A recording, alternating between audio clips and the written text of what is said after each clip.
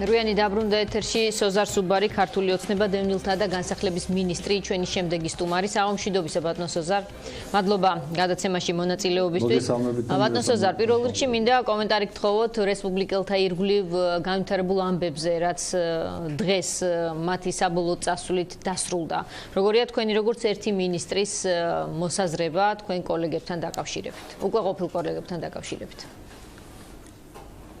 მგონი მოხდა ის რაც ყველამ ვიცოდით დიდი ხნით ადრე რომ რესპუბლიკელი მინისტრები წავიდოდნენ თანამდებობიდან მაშინ როდესაც დაიწყებოდა აქტიური საარჩევნო კამპანია და ჩაერთვებოდნენ საარჩევნო კამპანიაში იგლა აგულაშვილმა გადაწყვეტილება მიიღო რომ არ ჩართულიყო საარჩევნო კამპანიაში გადმოვიდა ჩვენს პარტიაში დარჩა თანამდებობაზე აბსოლუტურად ნორმალური პროცესია და გამიკვირდა ზოგიერთი კომენტარი რომელიც დღეს მოვისმინე აი რომელი გაგიკვირდათ მაგალითად ბატონ სოზარ გაკვირვება რომელმა კომენტარმა გამოიწვია კონკრეტულად როდესაც იქნება კოალიციები, ჯერ ერთი ზოგადად თვითონ აი ესეთი დაპირისპირება რომ რაღაცა კოალიცია არის ევროპული გზა და არა კოალიცია არის არ ვიცი არა ევროპული თუ ამერიკული თუ სამხრეთ-აფრიკული გზა ასე არ არის კოალიციები იქნება მაშინ როცა ერთ კონკრეტულ პარტიას არ აქვს საკმარისი ძალა მთავრობის ჩამოსაყალიბებლად არჩევნების შემდეგ ან არჩევნებამდე როცა ერთ კონკრეტულ პარტიას არ შეუძლია გამარჯვება ეს როგორც წესი არის მომდევნო არჩევნებამდე საარჩევნო კამპანიის დაწყებამდე ეს გავიარეთ ერთად ძალიან ღირსეული ბრძოლა 2012 წელს და ძალიან მნიშვნელოვანი და გადამწყვეტი ბრძოლა საქართველოსთვის მოვიგეთ და ამის შემდეგ ძალიან ბევრი მართლა კეთილი საქმე ქვეყნისთვის ასიკეთო ვაკეთეთ ერთად. დღეს დადგა დრო, როდესაც ეს გაყრა უნდა მომხდარიყო. მე არ ვფიქრობ, რომ მომავალ პარლამენტში იქნება კოალიციის საჭიროება და აუცილებლობა, იმიტომ რომ ქართული ოცნება გაიმარჯვებს დამაჯერებელი უპირატესობით, მაგრამ ისე რომ დაუშვათ თეორიულ შანსებმა მომწუჩი, თუ მოხდება ისე რომ გახდება კოალიციის საჭიროება, მერე იწყება ახალ კოალიციებზე ფიქრი. ეს არის ევროპული გზაც, აფრიკულიც, ამერიკულიც და რა ვიცი, ყველა გზა, სადაც კი ოდნავ დემოკრატია არის, ეს არის. სადაც არ არის დემოკრატია, იქ არჩევნებიც არ ტარდება და კოალიციებიც არ იქნება. ასე რომ ძალიან არ მგონია რომ სწორი განცხადება იყოს, სწორი დაპირისპირება იყოს ევროპული თქვენ ახლა ამ შემთხვევაში გულისხმობთ ლიდერების განცხადებას თუ არ ვწდები დავით უსუფაშვილმაც თქვა, დავით ბერძენიშვილმაც თქვა, რომ იმ შემთხვევაში თუ კი მოხდებოდა ბოლომდე თანამშრომლობა მინისტრების რანგში ეს უფრო იქნებოდა ცივილიზებული შესაბამისად ევროპული გზა. ამას გულისხმობთ, ხო? მე არ მესმის რაც ისაა ცივილიზებული და არაცივილიზებული რა. აი მართლა ძალიან ჩემთვის გაუგებარი ტერმინები ამ შემთხვევაში. ცივილიზებული იყო ის რომ ჩვენ ერთად ვიყავით, ერთად ვიდეგით, ერთად ვიბრძოდით, ერთად ვიუწოდით, ერთად მივიყვანეთ ქვეყანა იმ ეტაპამდე, როცა არჩევნებამდე დარჩა 2 თვე, ჩავებით საარჩევნო კამპანიაში. ეს არის ის დრო, როდესაც ყველა კაფეოდ უნდა გამოკვეთოს მართლმა ძალამაც, მასთან კოალიციაში მყოფმა ძალებაც კაფეოდ უნდა გამოკვეთონ თავისი ხედვები, თავისი სვლა და აი ხდება გაყრა, რომელიც შეიძლება ოდესმე ან 2 წელს, ან 2020-ში, ან არ ვიცი, როდესმე შეიძლება ისევ ახალი კოალიციებით გაფორმდეს, დასრულდეს. ეს ჩვეულებრივი პროცესია რა. ამ პროცესში ძალიან ხშირია როცა მემარჯვენე და მემარცხენე ერთად დგება, როდესაც თქვათ დიქტატურის თუ ისეთი ავტოკრატების წინააღმდეგ ვიბრძვით. ძალიან ხშირია როდესაც თქვათ მემარჯვენე და მემარცხენე შეიძლება გაერთიანდეს, თქვათ როდესაც მოდის იგივე საფრანგეთში სიტყვაზე საფრთხე ჩდება, რომ ულტრამემარჯვენეები გაიმარჯვებენ, თუმცა იქ არ არის ეს საფრთხე, რაც ჩვენს ქვეყანაში იყო, რომ ავტოკრატია იყო. მაგრამ მე ჩვეულებრივ ეს არ ნიშნავს, რომ ვინმე ხელს იღებს თავის მიზნებზე, თავის რახვებზე.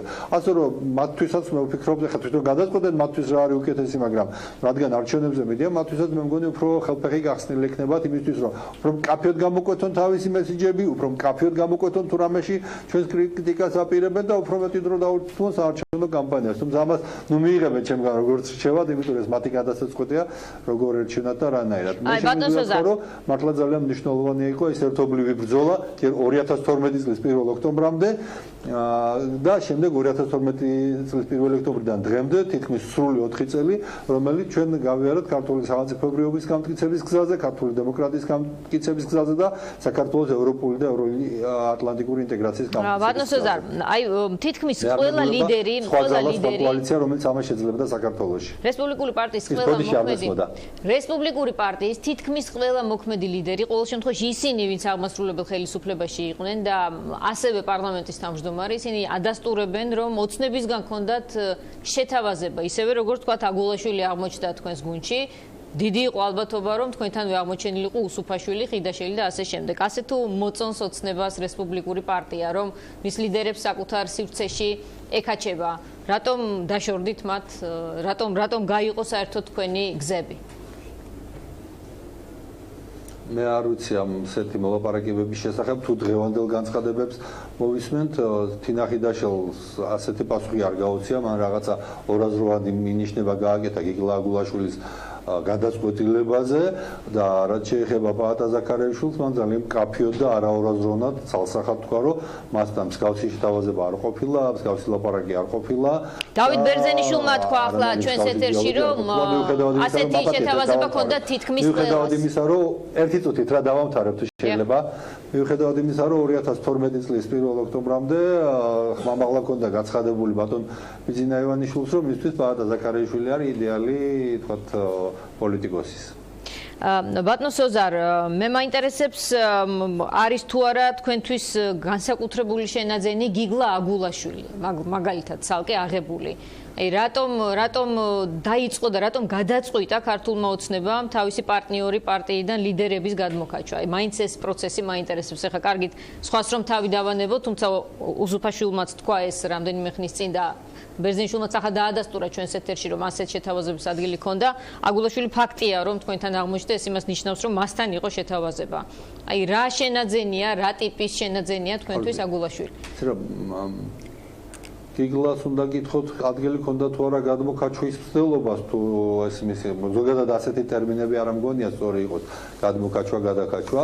არის უბრალოდ თანხwebdriver მიზნების, თანხwebdriver ხედვების და ერთად მუშაობთ დიდი ხანია, ამიტომ ამ ადამიანმა გადაწყვიტა, რომ იყოს ამ გუნდის წევრი და მის მიერ დაწყებული საქმე გააგრძელოს იმ გუნდთან ერთად, რომელიც დღეს არის ხელისუფლებაში და რომელსაც აქვს 100%-იანი შანსი, რომ გაიმარჯვოს მომდევნო არჩევნებში. ეს ჩვენთვის არის რა თქმა უნდა შენაძენი, ახლა განსაკუთრებულ შენაძენებზე ნუ ვილაპარაკებთ, ახლა არც მე ვარ უინსტონ ჩერჩილი, არც გიგლა აგულაშვილი და შეიძლება არც ბევრი სხვა ვინმე, ამიტომ განსაკუთრებული შენაძენი ისეთი ასეთი ეს არასწორი ტერმინებია რა. არის ჩვენი გუნდის წევრი, არის კარგი მინისტრი, არის კარგი ადამიანი, კარგი პოლიტიკოსი, ასე რომ ბუნებრივია შენაძენია და ამით ჩვენ მხოლოდ მოხარულები ვართ. და ფინალში ამავე დროს ეს არის ადამიანი, რომელსაც მე პირადად 20 წელია ვიცნობ. ვიდრე დავასრულებთ რესპუბლიკელებზე საუბარს და გადავალთ ოცნების ხვალინდელ დღის წესრიგზე, მე მაინტერესებს რესპუბლიკელებს დაშორდით ისე, რომ საომავლოდ მათთან თანამშრომლობას აღარ განიხილავთ, თუ რაკიღა თქვენ ახსენეთ, რომ ეს თანამშრომლობა იყო წარმატებული, შესაძლოა კოალიციურ რეჟიმზე, იმ შემთხვევაში თუ კი ვერ მოიპოვებთ სამთავრობო ჩამოყალიბების აუცილებელ ხმებს არჩევნების შემდეგ და რესპუბლიკელებიც მოხვდებიან პარლამენტში, თქვენ ისე ვიზრუნოთ კოალიციურ რეჟიმზე. იცით რა, თანამშრომლობა ჩვენ განვიხილავთ ბუნებრივია ყველასთან, მაგრამ კოალიცია, მოდი რა კიდე ერთხელ ავხსნათ, რა არის კოალიცია და რატო იქნება კოალიციები. კოალიცია იქნება მაშინ, როცა ერთ პარტიას არ შესწევს ძალა ჩამოყალიბება. სწორედ ასეთ შესაძლებლობასთან დაკავშირებით დავსვი შეკითხვა ბატონ სოზარ. თუ კი ასეთ შესაძლებლობა არ გექნებათ თქო. სწორედ ასეთ შესაძლებლობასთან დავსვი, დაკავშირებით დავსვი შეკითხვა. თუ კი არ გამოვა რომ შეხვიდეთ 2/3, თუ კი ვერ ჩამოაყალიბებთ მთავრობას, შეიძლება თუ არა თქვენს პარტნიორთა შორის აღმოჩნდეს რესპუბლიკური პარტია ისევ კოალიციაში. თუ მათთან დაიშალეთ ისე რომ ყველა ხაზი გადასმულია სამომავლო ურთიერთობის. არა, ჯერ ეგეთი რამე არავის არ უთქვამს და არც ეხლა არ ვამბობთ, მე ხაზს უსვამ სხვა რამეს, ხაზს უსვამ იმის შანსს და ამას გამოვრიცხავ, რომ ჩვენ არ მოვიდეთ უმრავლესობით. 2/3 იქნება ეს თუ 50+1, ამას მნიშვნელობა არ აქვს ამ შემთხვევაში, იმიტომ რომ 50+1 ხმას არის საკმარისი მთავრობის ჩამოსაყალიბებლად. მაგრამ არც 53-ზე არ იქნება პრობლემა, ამაშიც ღრმად ვარ დარწმუნებული. თუმცა თუ იმ შემთხვევაშიც კი, როდესაც პარტია მოვა თუნდაც საკონსტიტუციო უმრავლესობით, მან შეიძლება შესთავაზოს რომელიმე სხვა პარტიას, თუ მიაჩნია რომ იმ პარტიას ყავს ძალიან კარგი მინისტრი და ის თქვა სხვაზე რაღაც უკეთესი იქნება, შეიძლება შესთავაზოს ასეთი ტიპის თანამშრომლობა მთავრობის დონეზე. ეგ ჩვეულებრივი ამბავია, მაგრამ ეხლა ეს სამომავლო ამოცანები ამაზე არ ვლაპარაკობთ. იგივე თანამშრომლობა შეიძლება განიხილებოდეს მაგალითად ახალი კონსტიტუციის პროექტზე მუშაობა და ამ კონსტიტუციის პროექტში სხვადასხვა ძალების ერთიანობა. აქ შეიძლება აბსოლუტურად ერთმანეთისგან განსხვავებული ძალებიც თანამშრომლობად კი იყოს შესაძლებელი, რომ ჩამოვაყალიბოთ ის კონსტიტუცია, რომელიც ქვეყნის მომავალ განვითარებას სჭირდება. ასე რომ ის რომ რამე თანამშრომლობას არ განვიხილავთ, ეგ რა თქმა უნდა ასე არ არის, მით უმეტეს ჩვენ წინ დაგვრჩა კიდე რამდენიმე თვე ერთიანი საპარლამენტო მუშაობის. ბატონო სოზარ, რამდენი შეგიძლიათ დაადასტუროთ მოცემული მედიაში მოცემული კანდიდატურების განხილვა თავდაცვის მინისტრის პოზიციაზე ირაკლი სესიაშვილი კობა-კობალაძე? არაფერს დაადასტურებას არ ვაპირებ ამაზე, როდესაც საჭირო იქნება პრემიერ-მინისტრი თვითონ გააკეთებს განცხადებას და გააცნობს საზოგადოებას. მანამდე რამდენიმე დღე იქნება თუ შეიძლება კვირაც ეს მინისტრები თავდაცვის მინისტრიც და შერიგების საკითხებში სახელმწიფო მინისტრიც რჩებიან პოსტებზე. რაც შეეხება თქვენს ხვალინდელ პრეზენტაციას, წინასწარ ვრცელდება ინფორმაცია, 2030-ია ამ ინფორმაციის ავტორი, რომ კონკრეტული ადამიანები იქნებიან თქვენი გუნდის ეგრეთ წოდებული ახალი სახეები, მათ შორის სახელდებიან თამარ ხულორდავა, სოფო ჯაფარიძე, სოფო ხორგოანი, თამარ ჩუგოშვილი, მამუკა მდინარაძე, არჩილ თალაკვაძე, ირინა ფრუიძე, ბექა ოდიშარია. აი ამ წარმომადგენლობის დადასტურება მაინც თუ შეგიძლიათ? თქვენ ხო იცით რომ ხა ამაზე ეს რიტორიკული კითხვა იმიტომ რომ ამაზე პასუხს ვერ გავცემ და არ გავცემ ბუნებრივია თვითონ ამ ადამიანს უმრავლესობას მათ გადასწროთ ვიცნობ ძალიან კარგად და პატივს ვცემ. როგორი გეგმა არის ხვალისთვის? მაშინ ეს მაინც იქნებ გაგვიზიაროთ, რას მოისმენს ხვალ აუდიტორია, თუ კი გაქვთ ინფორმაცია, გარდა იმისა, რომ გავიცნობთ ვინ იქნება სიაში, შეგვეძლება თუ არა რომ ზოგადი პუნქტები მაინც ვიხილოთ ქართული ოცნების წინასაარჩევნო პროგრამის დაპირებების. იცი რა გითხრათ სიმართლე, ყველა დეტალზე მე თვითონ არა ვარ საქმის კურსში, იმიტომ რომ 2 დღეა პრაქტიკულად ქალაქ გარეთ ვარ და ამ შემთხვევაში რომ ვიცოდე ისედაც ყველა დეტალი არ იქნება სწორი ისევ და ისე.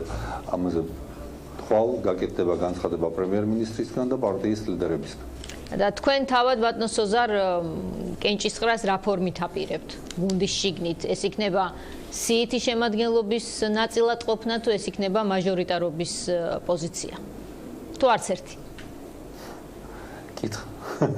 კითხვა ისეთი ფორმით არის დასმული, თითქოს გადაწყვეტილია, რომ აუცილებლად ვიქნები სიაში. არა, ბოლოში ვიკითხე თუ არც ერთი. გადაწყვეტილება არ არსებობს, მე ვაგრძელებ ჯერჯერობით თანამდებობაზე ყოფნას. კარგით, სოზარ სუბარი ქართული ოცნებიდან პასუხობდა რვიანი შეკითხვებს. პასუხობდა ბუნებრივია კონკრეტული ლიმიტაციის ფარგლებში, თუმცა ჩვენ ვეცადეთ თქვენთვის დაგვესვა ყველა კითხვა, რომელიც ამ მომენტისთვის ფიქრობთ, რომ საზოგადოებას აქვს. დავამშვიდობოთ სოზარ სუბარს, მადლობა მას გადაცემაში მონაწილეობისთვის. ჩვენ დავბრუნდებით რეკლამის შემდეგ, უკვე განვიხილავთ დღეს მომხდარს ვახტანგ ძაბირაძე, პოლიტოლოგი გიგი თევზაძე, ფილოსოფოსი. დაგველოდეთ.